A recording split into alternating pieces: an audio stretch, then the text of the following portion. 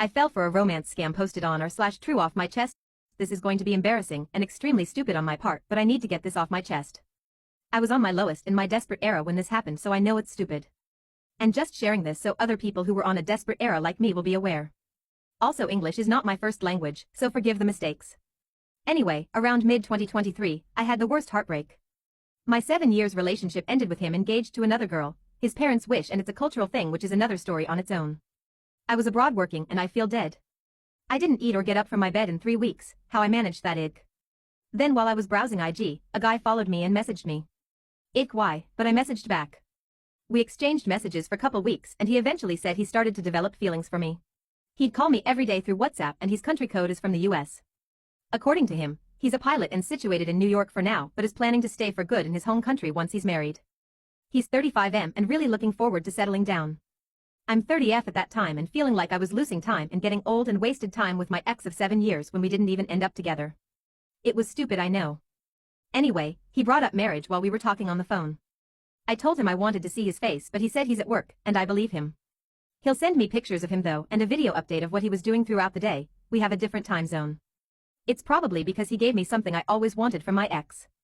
He gave me attention and most of all he talked about settling down with me. One day, around November, he told me he'll send me a package, a gift for our relationship, which apparently I agreed with. He sent me a video of him packing the gift, which are bags, jewelries, shoes and some chocolate, but in that video I cannot see his face. It was at an angle where he holds the phone and take a video of something down sort of like that. It looks legit. I did not question it. He sent me another video of him in a courier sending it to me after asking for my address. He then called me and told me it's done and sent me a picture of a waybill and that it will be delivered to my doorstep after 3 weeks. Throughout those 3 weeks we continued communicating, and he was being such a good person. Very attentive, very communicative. I wouldn't even initiate things, he'd just start everything and he remembers every little things I've told him. He just seems so legit, you know? Then one day I received a text from a supposed customs from the country I work with. Apparently they'd detected that the package meant for me has jewelries inside and I need to pay for the customs fee amounting to almost $2,000 US. I don't have that kind of money, so I told him about this. He said not to worry, and I should just pay it and he will pay me after, as he is currently in flight, as he is supposedly a pilot. I was skeptical here, but the customs guy was pushy and kept calling and all and said that the package will just go back to its origin if I don't pay. I know I'm really stupid here, but I paid loudly, crying face id. At that moment I felt pressured to pay.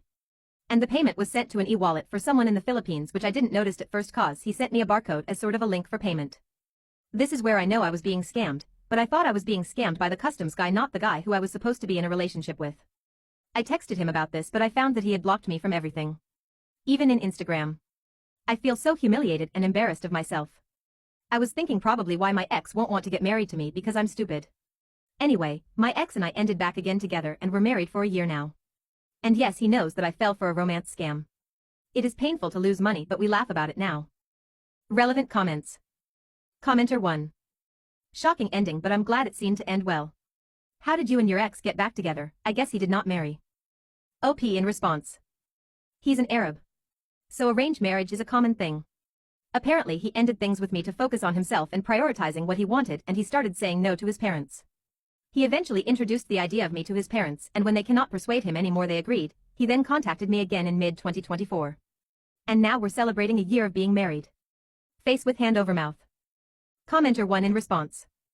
I'm really happy for you. And I am sorry you went through such an awful experience, but I hope you forgive yourself because it is not your fault whatsoever. I'm wishing you and your husband the best of luck and a long happy marriage, smiling face. OP in response. I appreciate this so much. Thank you. Commenter 2. He did all that work for just 2K. Commenter 3 in response. You're naive to think she was the only mark. Do the same scam to hundreds or thousands more victims and he's made a fortune. OP in response. I feel like the videos and pictures he had sent me weren't even his. Or if it is, I think he sent it to others he had scammed too. Wired Abyss here. I've heard lots of stories of romance scams and pig butchering scams before.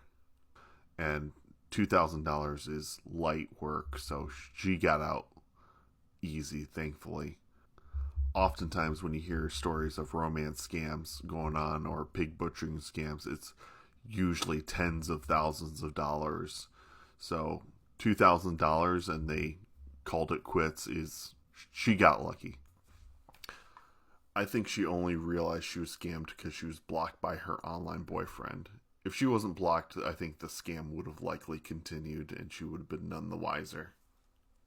Please, please, please, if you have someone older in your life and you see them in an online relationship, please be aware of what's possibly happening and warn them. A lot of the times they won't listen to you, but you at least got to be aware of what's happening to try and prevent them from throwing all their money away at these scammers.